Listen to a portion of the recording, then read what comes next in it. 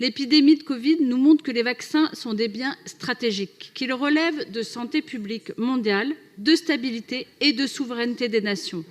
Dans ce contexte, la France et l'Europe doivent reprendre la main, s'affirmer face à des acteurs privés dont ils sont aujourd'hui trop dépendants. Nous ne pouvons que nous réjouir qu'Emmanuel Macron nous ait annoncé qu'il s'intéressait à la politique industrielle du médicament, que le gouvernement allait piloter avec les industriels la production d'une partie des vaccins sur le territoire national. C'est une bonne chose, mais ça arrive bien trop tard. Car rappelons-le, nous subissons les conséquences d'années de sous-investissement dans la recherche publique, les conséquences de la disparition de l'État dans la production pharmaceutique. Cela ne veut pas dire que les acteurs privés devraient être remplacés par un pôle public. Chacun ses forces, chacun son rôle.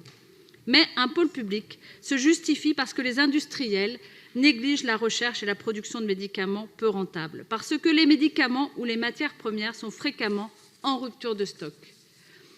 Emmanuel Macron avait déclaré en mai 2020 que les vaccins devraient être un bien public mondial. Pourtant, fin novembre, la France et l'Europe ont voté contre les pays du Sud qui demandaient une dérogation temporaire au droit de propriété intellectuelle pour les traitements anti-Covid. Vous savez, aujourd'hui, les industriels sont protégés par l'OMC pendant 20 ans après le dépôt d'un brevet. Grâce à ce monopole, ils peuvent fixer les prix hauts et engranger un maximum de bénéfices.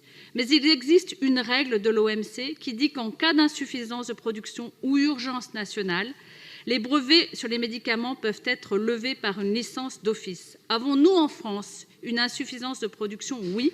Y a-t-il une urgence nationale? Oui. Pourrions-nous lever les brevets? Nous pourrions lever les brevets. C'est un choix politique.